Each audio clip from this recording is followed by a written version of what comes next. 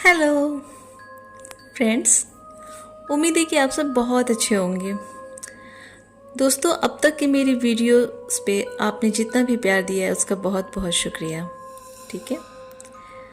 Forest ranger जिनका काम होता है फॉरेस्ट को प्रोटेक्ट करना, डेवलपमेंट का काम करना और ये भी श्योर करना कि फॉरेस्ट में किसी तरह का इलीगल काम ना हो, जैसे कि लकड़ियों की स्मगलिंग वगैरह। फॉरेस्ट ऑफिसर अक्सर शाम या रात में पेट्रोलिंग के लिए निकलते हैं। कई बार ऐसा होता है कि इनका सामना पैरानॉर्मल चीज़ों से हो जाता है जिसे ये एक्सप्लेन नहीं करना चाहते हैं। कितने लोग तो इस तरह की पैरानॉर्मल एक्टिविटीज़ की वजह से फॉरेस्ट रेंजर की जॉब को भी छोड़ देते हैं। ये जॉब बहुत एडवेंचरस है। आइए ऐसे ही कुछ फॉरेस्ट रेंजर्स की कुछ रियल हॉरर स्टोरीज को सुनते हैं। ये बहुत इंटरेस्टिंग और स्ट्रेंज इंसिडेंट है जो मैं आप लोगों से शेयर करने वाला हूँ। मैं मोंटाना में एज ए फॉरेस्ट रेंजर काम कर रहा था। 1992 की बात है। विंटर सीजन था और ठंड बहुत ज़्यादा थी।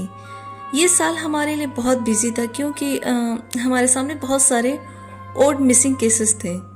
लेकिन सबसे ज़्यादा टॉप प्रायोरिटी पे एक बच्चे का केस था जो 2 साल का था। वो कुछ घंटे पहले अपने पेरेंट्स के साथ इस फॉरेस्ट में हाइकिंग के लिए आया था। पेरेंट्स ने बताया कि वो बच्चे से सिर्फ 3 सेकंड्स के लिए नज़र हटाए थे और वो गायब हो गया। एक्चुअली बच्चे को चिप्स चाहिए था तो उसके पेरेंट्स बच्चे को चिप्स देने के लिए बस मुड़े थे और फिर 3-4 सेकंड्स के बाद जब वो पलटते हैं तो वो बच्चा वहाँ नहीं रहता है, वो गायब हो जाता है। वो लोग बहुत खोजते हैं लेकिन वो बच्चा मिलता नहीं है। हमें बच्चे की मिसिंग रिपोर्ट जैसे ही मिलती है हम लोग इमीडिएट टीम लेकर के सर्च करना शुरू कर देते हैं। पुलिस पेरेंट्स से बहुत सारी इंक्वायरी करती है लेकिन कुछ क्लू नहीं मिलता है। मैं भी एक फादर हूँ इसलिए मैं समझ सकता हूँ उस पेरेंट्स पे क्या बीत रही होगी जिसका बच्चा सडनली 3-4 सेकंड्स के ओवरलुक से गायब हो गया हो। डे 1 को हम लोग बहुत सर्च किए, फिर दिन हफ्ते 2 हफ्ते में चेंज हो गए, लेकिन उस बच्चे का कोई ट्रेस नहीं मिला। अब हमारी टीम उस बच्चे की बॉडी को सर्च करने लगी क्योंकि इतने दिनों तक 2 साल का बच्चा सरवाइव नहीं कर सकता है। 1 मंथ तक हम लोगों ने सर्च किया। फिर मैं छोटी सी टीम लेकर के सर्च करने लगा। फिर एक दिन मुझे छोटे बच्चे का एक कपड़ा मिला।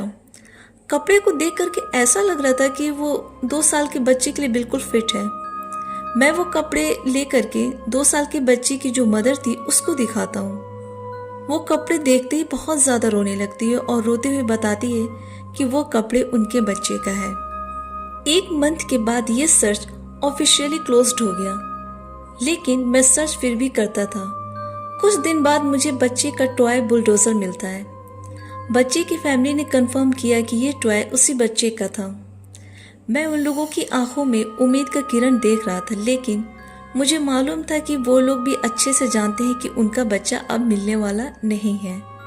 बस झूठी उम्मीद है उनके मन में। मैं अब अकेले ही सर्च करने लगा था क्योंकि ये ऑपरेशन ऑफिशियली क्लोज हो गया था। फिर बाकी के फॉरेस्ट ऑफिसर्स दूसरी केस में इन्वॉल्व हो गए थे। मैं जानना चाहता था कि आखिर उस बच्चे के साथ क्या हुआ होगा। मैं भी चाहता था कि उस बच्चे के पेरेंट्स को एटलीस्ट ये तो बता सकूं कि आखिर क्या हुआ होगा उनके बच्चे के साथ। सैटरडे का दिन था। मैं पार्क में अकेले कैंप लगाता हूँ उस बच्चे को सर्च करने के लिए। मैं रात में काफ़ी सर्च करता हूँ। फिर 2 बजे मैं कैंप में आता हूँ। बच्चे का कोई क्लू ना मिलने पर मैं बहुत ज़्यादा डिसअपॉइंट हो जाता हूँ। थक हार करके मैं अपने कैंप में सो जाता हूँ। फिर मॉर्निंग को 4:30 बजे मेरे कैंप के बाहर बहुत तेज लाइट आती है। वो लाइट इतनी तेज थी कि उससे मेरी आंखें खुल जाती है। वो लाइट बस कुछ सेकंड्स के लिए थी, फिर मेरे जागते ही वो गायब हो जाती है।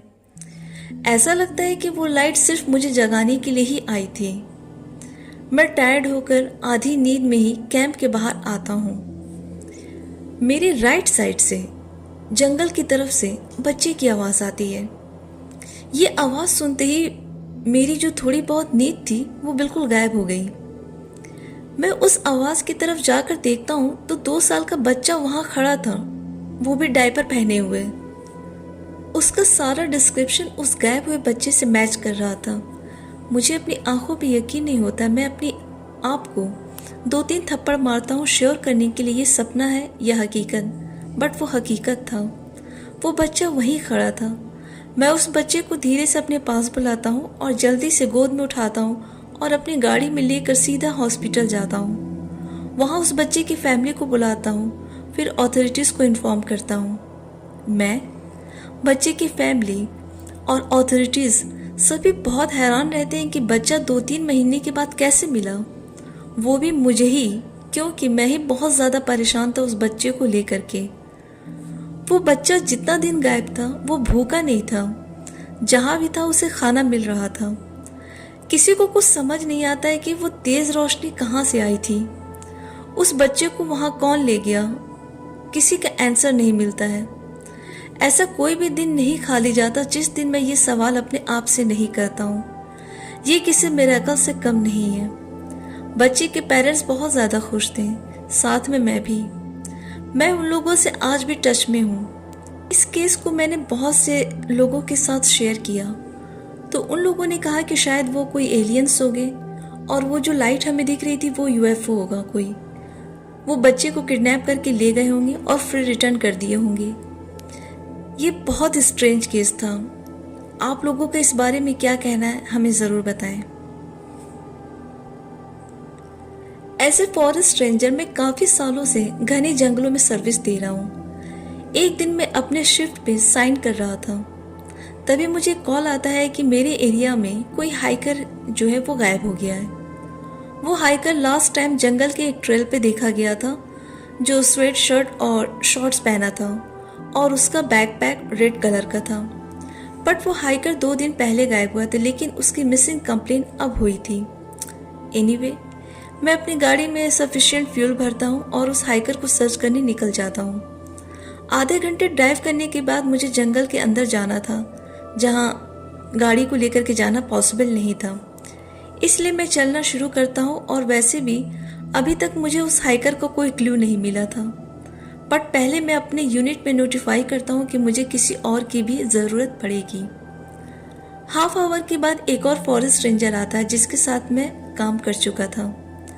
हम दोनों एक ट्रेल पे जाते हैं जहाँ अक्सर लोग गायब हो जाते हैं। उसे हॉट स्पॉट भी बोल सकते हैं। एक्चुअली ये ट्रेल आगे जाकर बीच में से 2 छोटे छोटे ट्रेल में डिवाइड हो जाता है, जिससे अक्सर लोग लेकर के कंफ्यूज हो जाते हैं। खैर, हम दोनों हाइक करते हुए उस हाइकर को हाफ आवर तक आवाज़ देते हैं, सर्च करते हैं, बट उस हाइकर का कोई क्लू नहीं मिलता है। फिर वहाँ मुझे कैंप साइट का क्लू मिलता है, मीन्स यहाँ कैंप लगाया गया था, ऐसे साइंस मिलते हैं। मैं अपने पार्टनर को आवाज़ देता हूँ और बुलाता हूँ। फिर उस हाइकर को भी आवाज़ देता हूँ, बट मेरा पार्टनर नहीं आता है। फिर मैं ट्रेल वाली जगह जाता हूँ जहाँ मेरा पार्टनर कुछ मिनट पहले मेरे साथ था, बट मेरा पार्टनर वहाँ भी नहीं रहता है। मैं उसे रेडियो पे कम्युनिकेट करता हूँ और उसका रिप्लाई का वेट करता हूँ, बट उधर से भी कोई रिस्पॉन्स नहीं मिलता है। फिर मैं उस कैंप साइट वाली जगह को इंस्पेक्ट करने लगता हूँ। ये एक वीक पहले ही कैंप लगा होगा, बट वहाँ कोई भी न्यू फुटप्रिंट्स नहीं मिलते हैं। वहाँ जो फायर पिट था उसके आसपास भी कोई फुटप्रिंट्स नहीं मिलते हैं, बस कुछ एनिमल्स के फुटप्रिंट्स मिलते हैं। मैं पार्टनर के रिटर्न आने का वेट करता हूँ, शायद वो रास्ता भटक गया होगा। उससे फिर कांटेक्ट करता हूँ, बट नो रिस्पॉन्स। मैं पेड़ों के आसपास देखने लगता हूँ, कैंप साइट वाली जगह पे घूमने लगता हूँ और सर्च करता हूँ। इस तरह 45 मिनट्स बीत जाता है, बट मेरे पार्टनर का कुछ पता नहीं चलता है। मैं बहुत परेशान रहता हूँ कि हाइकर का क्लू नहीं मिल रहा है, ना मेरे पार्टनर का। जिस ट्रेल से हम लोग आए थे, मैं वापस उसी ट्रेल पे रिटर्न जाने लगता हूँ और मैं अब अपने पार्टनर को भी सर्च करता हूँ। तभी मुझे अपने आगे से किसी के चलने की आवाज़ आती है, मतलब जैसे कोई पत्थर पे चल रहा हो। मैं फिर अपने पार्टनर को रेडियो पे कांटेक्ट करता हूँ, लेकिन उधर से कोई रिस्पॉन्स नहीं आता है। मैं उन कदमों की आवाज़ की तरफ जाता हूँ। मुझे वहाँ एक लड़का दिखता है जो रेड कलर का बैकपैक लिया था। वो बहुत स्ट्रेंज तरीके से चल रहा था। आई मीन, जैसे हम लोग चलते हैं तो हमारे हाथ भी स्विंग करते हैं, बट उसके हाथ हिलते नहीं हैं। वो तो बिल्कुल रोबोट जैसे एक जगह थे। मैं उसे आवाज़ देता हूँ, हे, क्या तुम हो? क्या तुम वही हो जिसे हम ढूंढ रहे हैं? बट वो इग्नोर करता है। मैं उससे 20 फीट की दूरी पे था। मैं फिर पूछता हूँ, तब वो रुकता है और पीछे देखता है। मैं उससे फिर पूछता हूँ, हे, क्या तुम वही हो जिसे हम ढूंढ रहे हैं? तो वो कुछ बोलता नहीं है, बस मुझे घूरता है और फिर अपना सिर को हाँ में हिलाता है। मुझे रिलीफ मिलता है कि चलो एटलीस्ट हाइकर तो मिल गया है। मैं उसे बोलता हूँ हमें ट्रेल हेड पे जाना होगा, फिर वहाँ से फॉरेस्ट रेंजर के ऑफिस में। यहाँ से ट्रेल हेड तक पहुँचने में हमें 45 मिनट्स लग जाते हैं, बट उसने पूरे रास्ते में एक भी वर्ड नहीं बोला। हम लोग ट्रेल हेड पे आ जाते हैं, जहाँ मेरे और मेरे पार्टनर की गाड़ी थी। मैं उसे अपने ट्रक में बैठाता हूँ और बोलता हूँ कि तुम डरो मत, हम तुम्हें अरेस्ट नहीं कर रहे हैं, रिलैक्स रहो। फिर मैं रेडियो पे दूसरे ऑफिसर से कांटेक्ट करने वाला था, बट उससे पहले ही मुझे रेडियो पे कॉल आता है। उस पर जो कॉल आता है वो रिस्पॉन्स सुन करके मैं एकदम शॉक्ड हो जाता हूँ। मैं अपने पार्टनर का नाम मेंशन नहीं कर सकता हूँ, इसलिए XYZ बोलूँगा। हेलो, मैं XYZ बोल रहा हूँ और मुझे गायब हुआ हाइकर मिल गया है, लेकिन छोटे से क्लिफ से गिरने की वजह से उसका एक पैर जख्मी है। मैंने फर्स्ट एड दे दी है और मैं उसे लेकर के ट्रेल हेड की तरफ आ रहा हूँ। सॉरी, मैं दूसरे ट्रेल पे चला गया था, रेंज से बाहर हो गया था, इसलिए रेडियो पे कॉल का रिस्पॉन्स नहीं कर पाया। मैं ठीक हूँ, मैं आ रहा हूँ। ये सुनते ही मैं बहुत शॉक्ड हो जाता हूँ। मैं रिप्लाई करता हूँ कि वो हाइकर तो मुझे मिला है और मैं उसे अपने ट्रक के पीछे वाली सीट पे बैठाया हुआ हूँ। कुछ मिनट्स के लिए उधर बिल्कुल साइलेंस हो जाता है, बिल्कुल सन्नाटा हो जाता है, कोई रिप्लाई नहीं आता है। फिर कुछ देर के बाद रिप्लाई आता है कि उसे गाड़ी में रहने दो और तुम मेरी जेब से 12 गेज की शॉटगन निकाल लो और उसे अपनी नज़रों से दूर मत होने देना, मैं आ रहा हूँ। मैं पूछता हूँ कि ऐसा क्यों करूँ? वो बोलता है कि जस्ट डू इट। मैं जीप अनलॉक करता हूँ, 12 गेज की शॉटगन निकालता हूँ और धीरे धीरे अपने ट्रक की तरफ आता हूँ और विंडो से अंदर देखने की कोशिश करता हूँ। जिस हाइकर को मैं अंदर बैठाया था वो वहाँ नहीं था और बैक सीट पे जो केज लगा था वो टूटा हुआ था और ड्राइविंग सीट का डोर जो है वो खुला हुआ था। मैं डर जाता हूँ और उसे इधर उधर ढूंढने लगता हूँ। फिर अपने ट्रक में बैठ जाता हूँ और बहुत कॉशियस रहता हूँ और हर आवाज़ पे ध्यान देता हूँ। फाइनली मेरा पार्टनर उस घायल हाइकर के साथ आता है और पूछता है कि तुमने उसे जाने दिया? मैं बोलता हूँ उसे जाने दिया का क्या मतलब है इसका? मेरा पार्टनर बस मुझे देखता और बोलता है कि बाद में बता दूंगा। हम लोग फॉरेस्ट ऑफिस में आ जाते हैं, बट वो कुछ बताता नहीं है और मैं अंदर से बहुत ज़्यादा परेशान था जानने के लिए कि वो कौन था जो हाइकर की शक्ल में मेरे पास आया था। काफ़ी महीनों के बाद मेरे पार्टनर ने बताना शुरू किया कि वो भी जब यहाँ आया था तो उसके साथ भी बहुत कुछ अजीब हुआ था, जैसे कि डॉग की रोने की आवाज़ आती थी जबकि डॉग उसके पास बैठा रहता था। फैमिली मेम्बर्स की आवाज़ आती थी जो मेरा नाम लेते थे। कभी कभी बहुत सारे बच्चों की रोने की आवाज़ आती थी। बाहर जाकर देखने पर कोई नहीं रहता था। कितनी बार अपनी मॉम को देखा था जो इस दुनिया से कब की जा चुकी हैं। मेरे पार्टनर ने बताया कि यहाँ शायद शेप शिफ्टर है जो ऐसा करता है। उस दिन के बाद से मैं काफ़ी कॉशियस रहने लगा था, लेकिन वो दिन याद करके मैं डर जाता हूँ कि अगर मेरे पार्टनर ने मुझे इन्फॉर्म नहीं किया होता तो मेरे साथ कुछ भी हो सकता था। मैं न्यू जर्सी के फॉरेस्ट सर्विस डिपार्टमेंट में काम करता हूँ। अक्टूबर 5, 2017 को मेरा सामना एक अजीब सी चीज़ से हुआ था। ये रात के 9:30 बजे की बात है जब मैं बक काउंटी के हिस्टोरिक पार्क के एक ट्रेल पे पेट्रोलिंग के लिए निकलता था। फ्लड आने की वजह से ये रास्ता गाड़ियों और लोगों के लिए बंद था। मैं इस रास्ते पे हाइक करते हुए चेक करता हूँ कि शायद बाय मिस्टेक कोई यहाँ आ ना गया हो। सडनली मुझे ऑयल ड्रम पे जोर जोर से पीटने की आवाज़ आती है। ये आवाज़ बहुत लाउड और रफ था। ये मुझसे करीब 150 फीट की डिस्टेंस से घने पेड़ों के अंदर से आ रही थी। मैं हैरान रहता हूँ कि इतनी रात को इस फॉरेस्ट में ये ऑयल ड्रम कहाँ से आ गया और उस पे आवाज़ कौन कर रहा है। एक चीज़ और मैं नोटिस करता हूँ कि जैसे ही ये ऑयल ड्रम पे पीटने की आवाज़ आती है, वैसे ही मेरे चारों तरफ का एटमॉस्फेयर बहुत शांत हो जाता है। किसी भी चीज़ की आवाज़ नहीं आती है, यहाँ तक कि किसी क्रिकेट्स की या बर्ड्स तक की भी नहीं। मतलब वाइल्ड लाइफ की जो आवाज़ें थी वो एकदम से बंद हो जाती है। मेरा इनर गट्स बोल रहा था कि कुछ सही नहीं है, बट मैं इसे इग्नोर कर देता हूँ। मैं ये अज्यूम करने लगता हूँ कि शायद कोई बहुत खुश होगा, इसलिए ऑयल ड्रम पे आवाज़ कर रहा है। इसलिए मैं अपने फ्लैश लाइट को उस तरफ दिखाने लगता हूँ जहाँ से आवाज़ आ रही थी। मैं देखता हूँ कि ओवल शेप्ड की 2 आंखें मुझे घूर रही थी। वो आंखें नदी के उस साइड था, 50 फीट के डिस्टेंस पे। मेरी फ्लैश लाइट की जो लाइट है वहां तक नहीं पहुंच पा रही थी, बट फिर भी वो दोनों आंखें बहुत ज्यादा ग्लो कर रही थी। वो आंखें देख करके मैं बहुत घबराने लगता हूँ। फिर भी देखने की कोशिश करता हूँ कि वो आंखें किस चीज से अटैच है, बट मुझे कुछ दिखता नहीं है। फिर मुझे लगने लगता है कि शायद ये ट्रिक है मुझे परेशान करने के लिए, लेकिन जल्दी मुझे रियलाइज होता है कि ये कोई नॉर्मल एनिमल नहीं है, बल्कि शायद ये कुछ और है। मेरे पास का एटमॉस्फेयर बहुत शांत था। तभी फिर वही ऑयल ड्रम पीटने की आवाज़ आने लगती है। ऐसा लगता है कि जैसे इन आवाज़ों के बीच में मैं घिरा हुआ हूँ। मेरे चारों तरफ वो बस आंखें ही आंखें दिख रही थी। मैं इन आंखों से घिरा हुआ था। मैं बहुत ज़्यादा डर जाता हूँ। इससे पहले कि मेरे साथ कुछ अनहोनी ना हो जाए, मैं वहाँ से दौड़कर भागने लगता हूँ, लेकिन वो ऑयल ड्रम पीटने की आवाज़ और तेज से आने लगती है। ऐसा लग रहा था कि मेरे पीछे पीछे बहुत सारे लोग भी दौड़ रहे हैं और उनकी भी दौड़ने की आवाज़ आती है। मैं पीछे देखता हूँ, लेकिन मुझे वहाँ कोई नहीं दिखता है।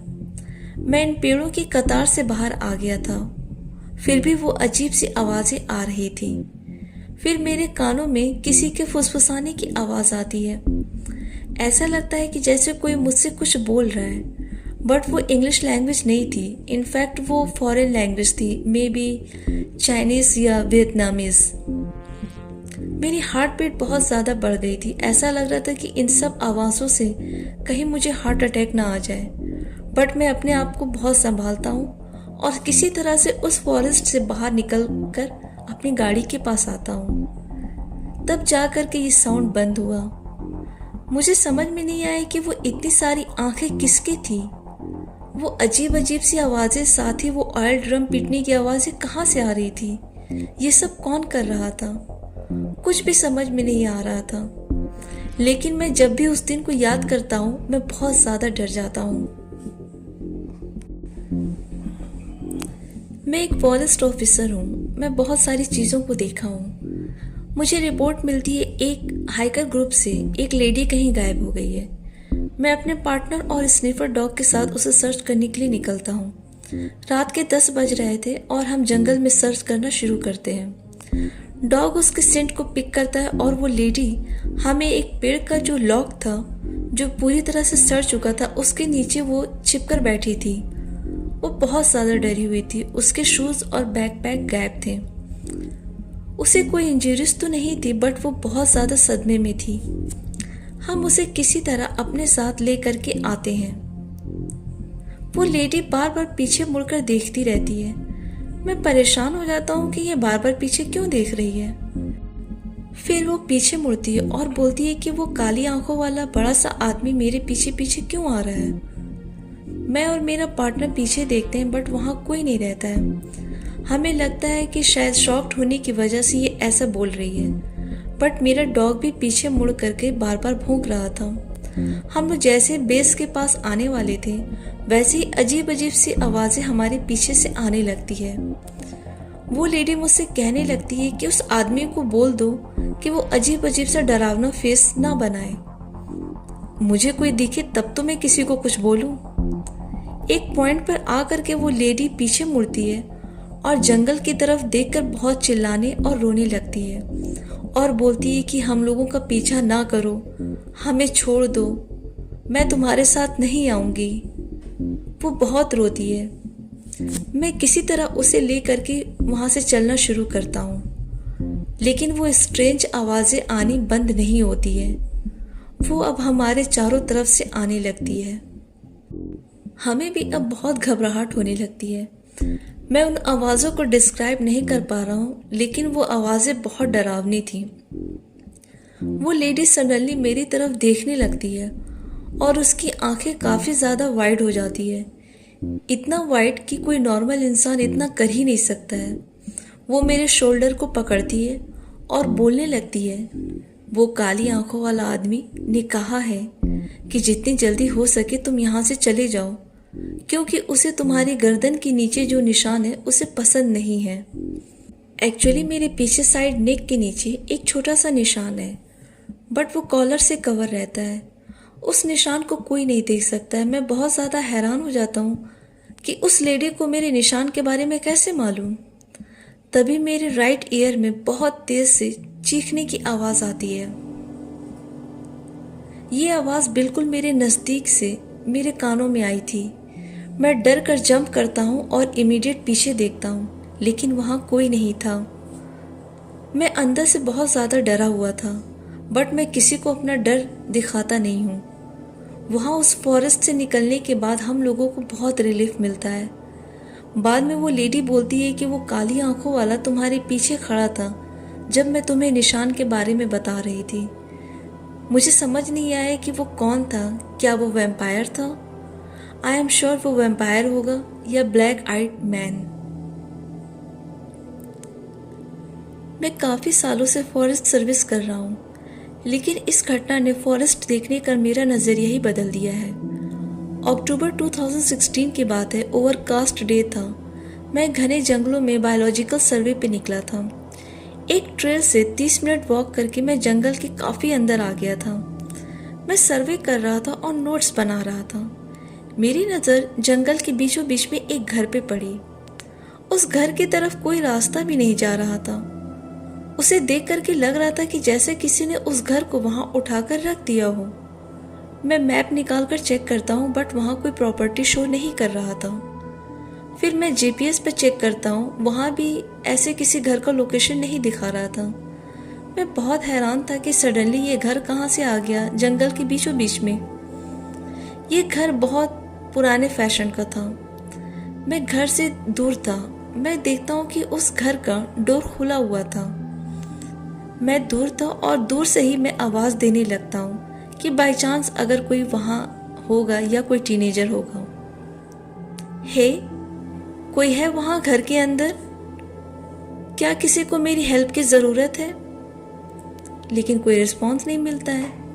मैं फिर धीरे धीरे उस घर की तरफ जाता हूँ। मैं विंडो के ग्लास से अंदर देखने की कोशिश करता हूँ। तभी वहाँ अंदर से विंडो के ग्लास से मुझे दो आंखें दिखती है जो मुझे देख रही थी। मैं कुछ सेकंड्स के लिए डर जाता हूँ। फिर मैं डोर के पास जा करके आवाज़ देता हूँ, बट कोई रिस्पॉन्स नहीं आता। मैं डोर से थोड़ा अंदर जाकर देखता हूँ तो वहाँ मुझे एक स्टोव, पुराने चेयर्स और टेबल दिखते हैं और कुछ पुराने बर्तन दिखते हैं। विंडोज़ पे कोई कर्टेन नहीं था। मुझे लगा कि शायद यहाँ कोई हंटर्स आकर हॉल्ट करते होंगे, बट इस घर को देखकर लग रहा था कि काफ़ी सालों से यहाँ पर कोई नहीं आया है। मैं और अंदर जाता हूँ। मुझे बहुत वियर्ड फीलिंग्स आती है। मैं अपने आँख के कॉर्नर के पास से विंडो के बाहर कुछ देखता हूँ। घर के बाहर एक पेड़ के पास किसी को खड़ा हुआ देखता हूँ, लेकिन उसका बैक घर की तरफ था। मैं उसके फेस को नहीं देख पा रहा था। उसने ऑरेंज कलर की टी शर्ट पहन रखी थी और ग्रीन कलर का कैप। मुझे लगता है कि ये घर उसका होगा, इसलिए उसे आवाज़ देने के लिए मैं डोर के बाहर जाता हूँ, लेकिन वो शख्स वहाँ नहीं था। आई मीन वो वैनिश्ड नहीं हो गया था, लेकिन वो काफ़ी दूर चलकर जा रहा था। मैं बहुत हैरान था कि आखिर 3-4 सेकंड्स में वो शख्स यहाँ से वहाँ इतनी दूर कैसे चला गया, वो भी चलकर। मैं आवाज़ देते हुए इसके पीछे पीछे जाने लगता हूँ, लेकिन वो और दूर होने लगता है। हालांकि मैं बहुत स्पीड से चल रहा था। सच बोलूँ तो उस शख्स के पीछे जब जा रहा था तब अंदर से मुझे बहुत खौफनाक फीलिंग आ रही थी। मुझे कुछ सही नहीं लग रहा था और मैं नोटिस किया कि जंगल काफ़ी शांत हो गया है। पेड़, पत्ते, बर्ड्स, किसी की भी आवाज़ नहीं आती है। फिर भी मैं उसके पीछे जा रहा था और वो मुझसे दूर हो रहा था। मैं उसके नज़दीक जा ही नहीं पा रहा था। मुझे सही नहीं लगता, इसलिए मैं उसके पीछे भागना छोड़ देता हूँ। मैं पीछे मुड़ता हूँ तो देखता हूँ कि वो घर नहीं दिख रहा था और मैं रास्ता भटक गया हूँ। फिर उस शख्स की तरफ जब देखता हूँ तो वो भी नहीं दिख रहा था। मैं बहुत ज़्यादा डर जाता हूँ कि आखिर ये सब क्या हो रहा है। इस फीलिंग्स को बता नहीं सकता हूँ आप लोगों से। मैं बहुत मुश्किलों से मैप यूज़ करके किसी फैमिलियर लैंडमार्क पे आता हूँ। दोबारा मैं उस घर को काफ़ी खोजने की कोशिश की, लेकिन वो घर मुझे दोबारा कभी दिखा ही नहीं। अगर मेरे पास जीपीएस या मैप नहीं रहता तो मैं शायद कभी वापस नहीं आ पाता और मैं भी गायब हो जाता। मेरा भी नाम मिसिंग 411 बुक में होता। उस दिन के बाद मुझे ऐसा लगने लगा कि शायद इसी तरह मिस्टीरियस ढंग से लोग गायब हो जाते हैं और मिलते नहीं हैं। दोस्तों, तो ये थी फॉरेस्ट स्ट्रेंजर की रियल हॉरर स्टोरीज, उनकी सच्ची आप बीती, जिन्हें मैं रेडिट से ली हूँ। उम्मीद है आप लोगों को पसंद आई होगी। आप प्यारे प्यारे कमेंट्स किया करिए, आपके कमेंट्स पढ़ करके मुझे बहुत अच्छा लगता है। और प्लीज़ लाइक भी कर दिया करें। दोस्तों, आप प्लीज़ मेरे चैनल को अपने फ्रेंड्स और फैमिलीज़ के साथ ज़रूर शेयर करें ताकि इसकी रीच बढ़े। और दोस्तों, अगर आप चाहते हैं कि आपकी स्टोरीज़ को मैं अपनी आवाज़ दूं, तो डिस्क्रिप्शन में दिए गए लिंक पे अपनी स्टोरीज सेंड करें। हम उस पर वीडियो ज़रूर बनाएंगे। चैनल पे जो नए दोस्त हैं उनसे रिक्वेस्ट है कि चैनल को ज़रूर सब्सक्राइब करें। आप और किस टॉपिक पे वीडियो चाहते हैं हमें कमेंट में ज़रूर बताएं। Thanks for watching video. आज के लिए इतना ही। मिलती हूँ अगली वीडियो में। Till then bye and take care.